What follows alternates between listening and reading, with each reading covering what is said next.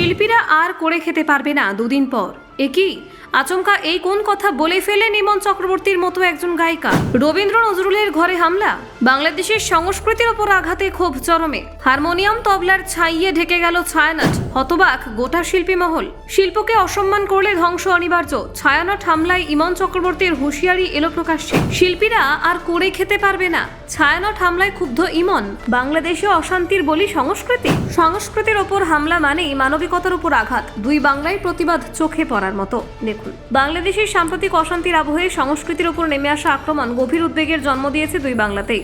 ঢাকার ধানমন্ডিতে অবস্থিত ঐতিহ্যবাহী সংস্কৃতি কেন্দ্র ছায়ানটে হামলার ঘটনায় শিল্পী মহলে তীব্র প্রতিক্রিয়া সৃষ্টি করেছে। রবীন্দ্রনাথ ঠাকুর ও কাজী নজরুল ইসলামের আদর্শে গড়ে ওঠা এই প্রতিষ্ঠানে আগুন জ্বলে উঠেছে। এই দৃশ্য মেনে নিতে পারছেন না অনেকেই। ইনকিলাব মঞ্চের আহ্বায়ক শরীফ ওসমান হাদির মৃত্যুর পর থেকেই ঢাকায় উত্তেজনা ছড়িয়ে পড়ে। সেই অশান্ত পরিস্থিতির মধ্যে লক্ষ্যবস্তু করা হয় ছায়ানট ভবনকে, যে জায়গা যুগের পর যুগ ধরে সঙ্গীত, কবিতা এবং মানবিক চেতনার চর্চার কেন্দ্র হিসেবে পরিচিত ছিল। সেখানে ভাঙচুর ও অগ্নিসংযোগের ছবি সমাজ মাধ্যমে ছড়িয়ে পড়তেই ক্ষোভে ফেটে পড়েন শিল্পীরা। ছায়ানটের দফতরে হামলার যে সব ছবি সামনে এসেছে তাতে দেখা যায় হারমোনিয়াম, তবলা সহ একাধিক বাদ্যযন্ত্র ভেঙে ফেলা হয়েছে।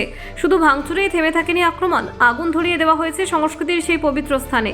বহু শিল্পীর কাছে দৃশ্য যেন নিজের ঘরে আগুন লাগার মতোই যন্ত্রণাদায়ক। এই ঘটনার প্রতিবাদ জানিয়েছেন ভারতের একাধিক শিল্পী। দুই বাংলার সংস্কৃতির অটুট বন্ধনকে সামনে রেখে তারা স্পষ্ট জানিয়েছেন, এই আক্রমণ শুধু একটি ভবনের ওপর নয়, গোটা সাংস্কৃতিক চেতনাকে ধ্বংস করার চেষ্টা। শিল্পের উপর আঘাত মানে মানবিকতার ওপর আঘাত, এমনটাই মত তাদের। এই ঘটনার পর সরব হয়েছেন জাতীয় পুরস্কারপ্রাপ্ত শিল্পী ইমন চক্রবর্তী। তার কণ্ঠে শোনা গেছে গভীর ক্ষোভ ও হতাশা। ইমন বলেন, শিল্পকে যারা সম্মান করতে পারে না তাদের ধ্বংস অনিবার্য। তার মতে সংস্কৃতি ছাড়া কোনো সমাজ দীর্ঘদিন টিকে থাকতে পারে না। ইমন আরও বলেন, আজ শিল্পীদের ওপর আঘাত নামছে, কাল হয়তো শিল্পীরাই বাঁচার পথ খুঁজে পাবেন না। তার আশঙ্কা, এই ধরনের পরিস্থিতি চলতে থাকলে শিল্পীরা আর দুদিন পর রুটি রুজিও জোগাড় করতে পারবেন না। এই বক্তব্যে ফুটে উঠেছে ভবিষ্যৎ নিয়ে গভীর উদ্বেগ। ছায়ানট শুধু একটি সাংস্কৃতিক কেন্দ্র নয়, এটি বাংলাদেশের আত্মপরিচয়ের এক গুরুত্বপূর্ণ অংশ। এখানে বছরের পর বছর ধরে রবীন্দ্র নজরুলের গান, দেশাত্মবোধক সঙ্গীত ও মুক্ত চিন্তার চর্চা হয়েছে। সেই জায়গায় হামলা মানে ইতিহাস ও ঐতিহ্যের উপর সরাসরি আঘাত।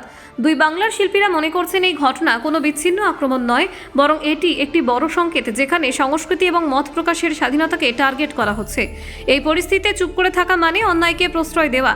ভারতের শিল্পী মহল থেকে বারবার উঠে আসছে প্রতিবাদের ভাষা। সামাজিক মাধ্যমে একাধিক শিল্পী ছায়ানটের পাশে দাঁড়িয়ে নিন্দা জানিয়েছেন।